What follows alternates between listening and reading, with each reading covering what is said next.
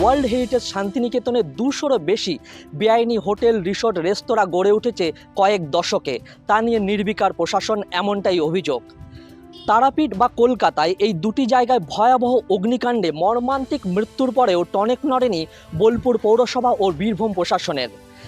এই শান্তিনিকেতনে এই কয়েক দশকে তৃণমূল নেতাদের টাকা দিয়ে এবং প্রশাসনের পকেট ভরিয়ে গড়ে উঠেছে একের পর এক হোটেল, রেস্তোরাঁ, রিসোর্ট, হোমস্টে, এবং অধিকাংশ ক্ষেত্রেই তাদের নেই পর্যাপ্ত অগ্নি নির্বাপন ব্যবস্থা, নেই কোনো রকম সরাই লাইসেন্স, এবং অধিকাংশ ক্ষেত্রেই দেখা যাচ্ছে চাষ জমি দখল করে, না হয় আদিবাসীদের জমি দখল করে, আবার কেউ কেউ দেখা যাচ্ছে সরকারি জমি দখল করেই এই হোটেল, রিসোর্ট, রেস্তোরাঁ গড়ে তুলেছেন, এবং সব ক্ষেত্রেই কোনো ক্ষেত্রে নজর নেই প্রশাসনের, এবং এই নিয়ে প্রশ্ন উঠছে।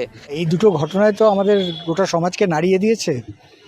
অনেকেই জানতো যে এই হোটেলগুলো যেভাবে চলছে সেগুলো নিয়ম অনুযায়ী চলছে না, সবাই জানতো, কিন্তু এরকম একটা মর্মান্তিক ঘটনা লোকের চোখের সামনে দেখলো, কেউ কিছু করতে পারলো না, এইটা মানুষকে নাড়িয়ে দিয়েছে।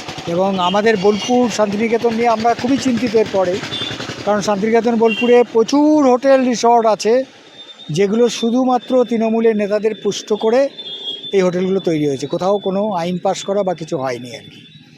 সুতরাং সেইগুলোর ব্যাপারে খুব তাড়াতাড়ি যদি না নিতে পারে, তাহলে এখানেও এই ঘটনা আমরা মুখোমুখি হব আর কি। আর এর সঙ্গে যেটা আরেকটা দরকার, সেটা হচ্ছে বোলপুরের ফ্ল্যাট, যেভাবে ফ্ল্যাটগুলো উঠেছে, কম জায়গায় উঠেছে, অনেক জায়গায় ফ্ল্যাট আছে, হোটেল আছে, যেখানে কি বলে ফায়ার ব্রিগেড ঢুকতে পারবে না।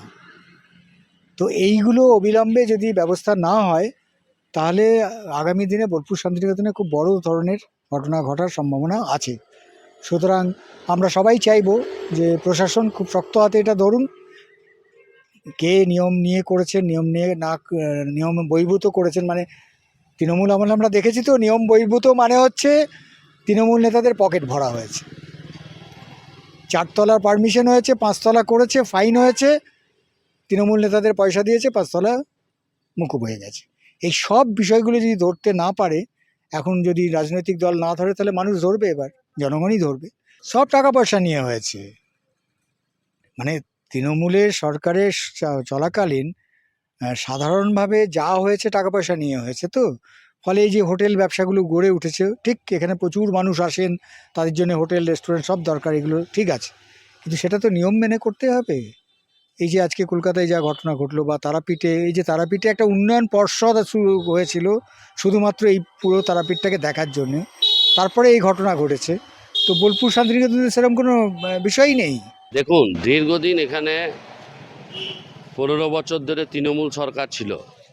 আজকে তারাপীঠের ঘটনা ঘটার পর চোখ খুলেছে তা নয়, আমাদের পার্টির সিদ্ধান্তই ছিল দল ক্ষমতা আসার পর এবং পৌরসভাতেও আমাদের ক্ষমতা আসার পর যেভাবে অন্যায়ভাবে রিসোর্ট হয়েছে, অন্যায়ভাবে কোনো সরকারি নিয়ম না মেনে রিসোর্ট হয়েছে, তারপরেও আমরা দেখেছি কোনো হোটেল থেকে বোম, কোনো হোটেল থেকে মধুচক্রের কেস, এরকম সমস্ত রকম আছে। তবে আজ তারাপীঠে হয়েছে, চেকিং চলছে বলে দেখবেন, কিন্তু এটা নয়।